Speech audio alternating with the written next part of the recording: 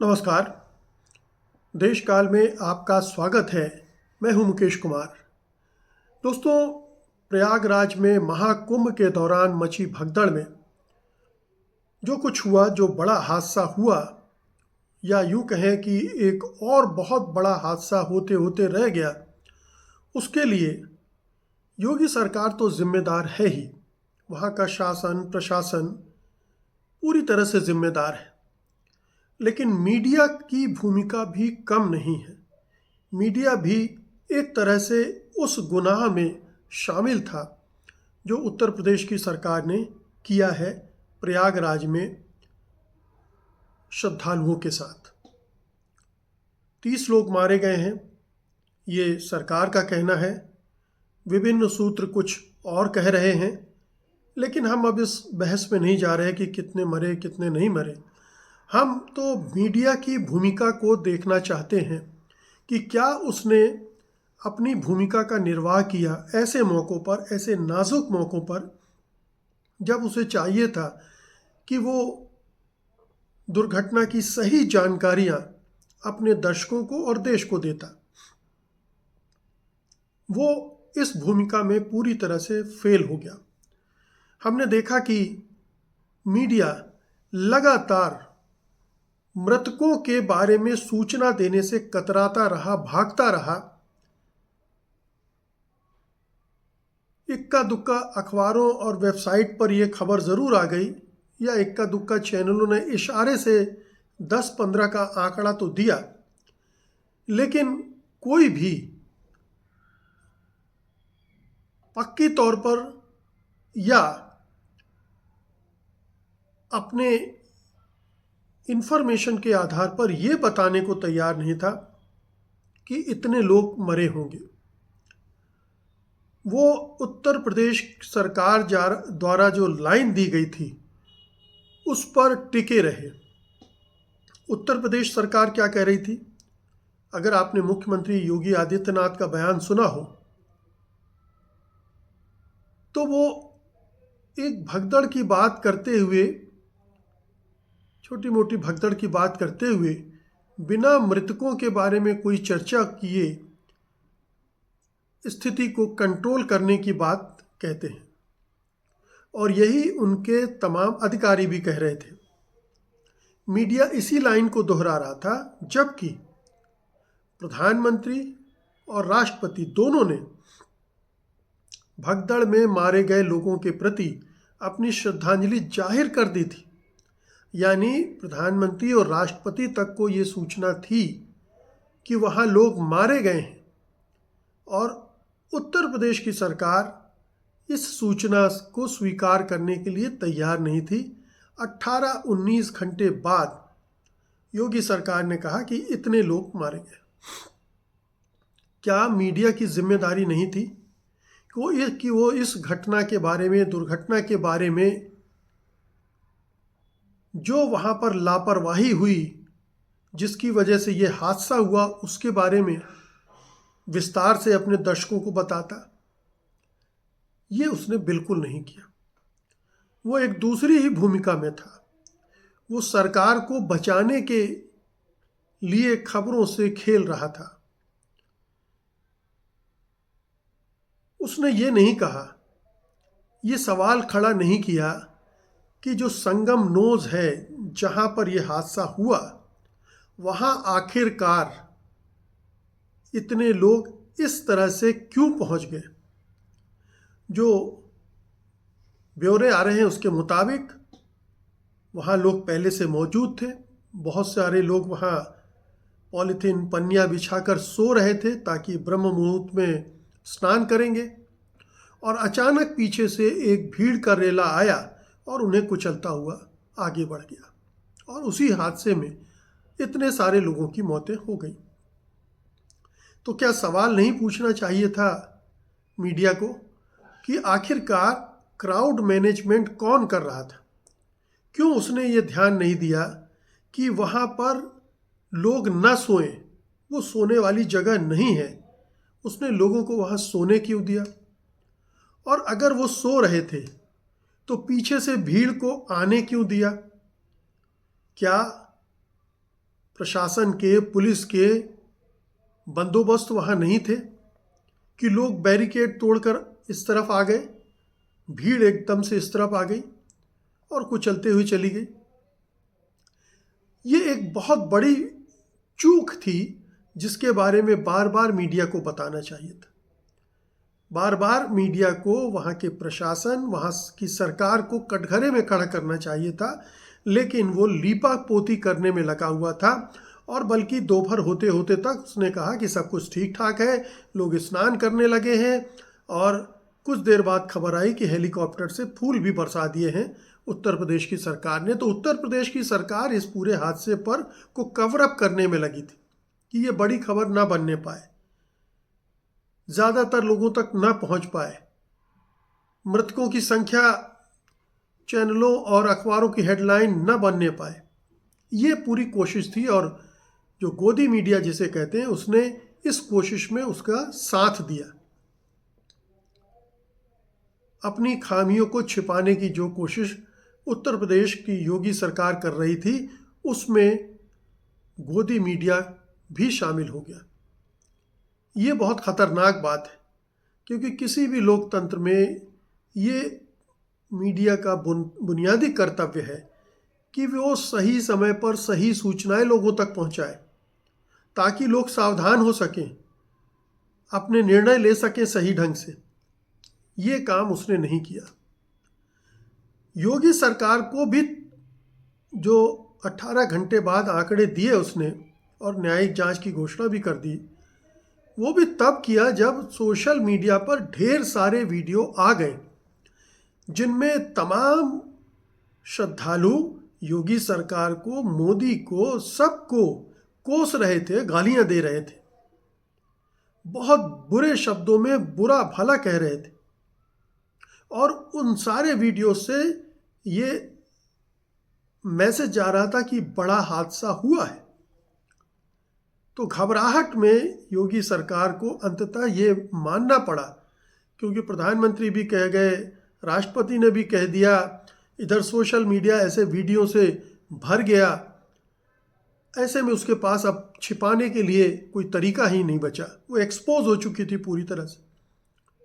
और उसके साथ साथ हमारा मीडिया भी एक्सपोज हो गया, क्योंकि वो भी वही कर रहा था जो योगी सरकार कर रही थी, सच को छिपाने का काम, लोगों को गुमराह करने का काम, भरमाने का काम, भ्रमित करने का काम वो कर रहा था।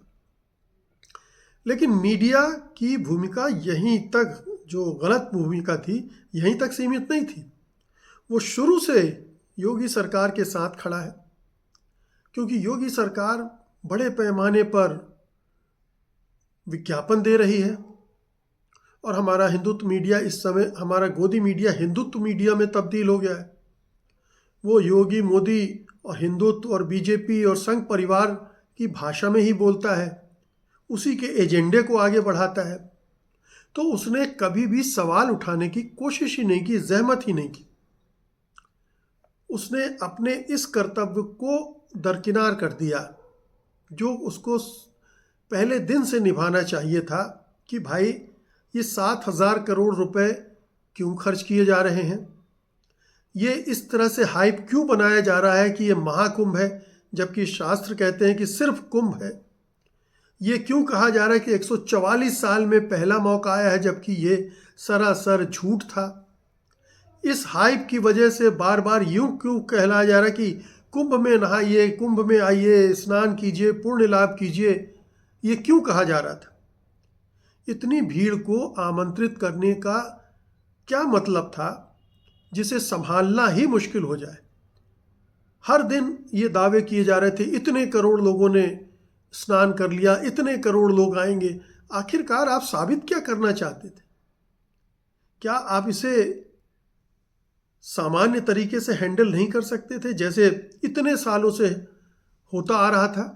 उसकी पूरी व्यवस्था बनी हुई थी, उसका एक सिस्टम था जिसको फॉलो करके कायदे से संचालन किया जा सकता था। 1954 में एक बार दुर्घटना हुई थी, उसके बाद से आज तक कुंभ के मेले में कभी कोई दुर्घटना नहीं हुई। स्टेशन पर भगदड़ जरूर हो गई, लेकिन जहाँ कुंभ क्षेत्र है वहाँ कभी कोई दुर्घटना नहीं। ये योगी राज में ये भी हो गया, और उसकी वजह यही थी कि योगी सरकार का आत्मविश्वास, अति आत्मविश्वास और अपने को प्रचारित करने का के लिए इस मौके का इस्तेमाल करना। आपने देखा होगा सोशल मीडिया पर बहुत सारे लोगों के बयान हैं कि पूरे कुंभ मेले में पटे पड़े हैं, हजारों होर्डिंग्स में मोदी योगी मोदी योगी मोदी योगी यही भरे पड़े। इसकी क्या ज़रूरत है? ये क्या आप कुंभ मेले के बहाने राजनीतिक एजेंडा आगे बढ़ा रहे हैं? ये सवाल मीडिया को पूछना चाहिए था कि ये आस्था का पर्व है, यहाँ ये राजनीति क्यों घुसेड़ी जा रही? योगी और मोदी अपनी मार्केटिंग क्यों कर रहे हैं? इसे आस्था, विश्वास, धर्म का मामला रहने दीजिए। नहीं, वो इसका इस्तेमाल करने पर आमादा थे और हमारा गोदी मीडिया इससे आंख मूंदे हुए था। उसे कोई फर्क नहीं पड़ रहा था, इस बारे में वो कोई बात नहीं करना चाह रहा था। जितने भी गोदी मीडिया के एंकरानी आपको दिखे होंगे कुंभ क्षेत्र में, वो साधु संतों बाबाओं के चरणों में लेटे हुए थे। वो ठीक ढंग से रिपोर्ट ही नहीं कर रहे थे। अव्यवस्था का इतना बुरा आलम है, न लोगों के रहने का इंतज़ाम है, न ठहरने का इंतज़ाम है, ना ही उनको गाइड करने की कोई व्यवस्था है कि अगर आपने वहाँ पर 20 घाट बनाए हैं संगम के अलावा, तो वो लोग कैसे उस भीड़ को डिस्ट्रीब्यूट किया जाए ताकि एक जगह भीड़ न लगे। लेकिन आपका ध्यान तो वीआईपी की सेवा में लगा हुआ था। तमाम वीआईपी आ रहे थे, उनका फोटो सेशन हो रहा था, रील्स बन रही थी, उनका अभिषेक किया जा रहा था। राजनाथ सिंह आ रहे हैं, अमित शाह आ रहे हैं, योगी आदित्यनाथ 12 चक्कर लगा चुके हैं, और तमाम नेता, सेलिब्रिटी सबको बुला बुला के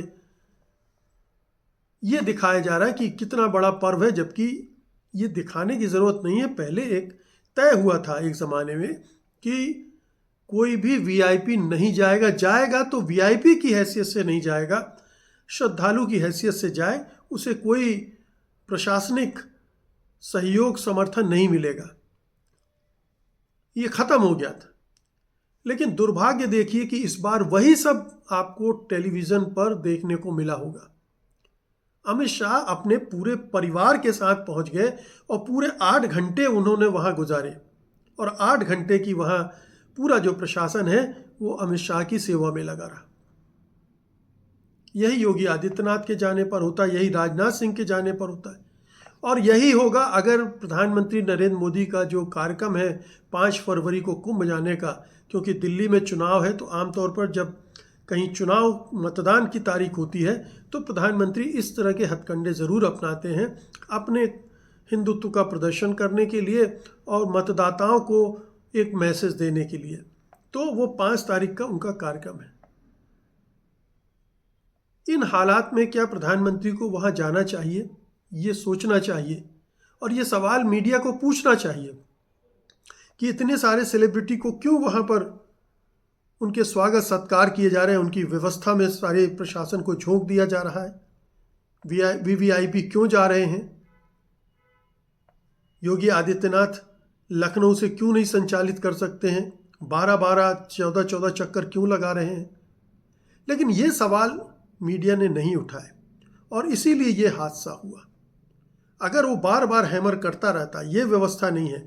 लोग बता रहे हैं कि वहाँ हर तरफ खुले में शौच किया है लोगों ने, जगह जगह विष्ठा पड़ी हुई है, और वहाँ लोग स्नान करने भी जा रहे हैं।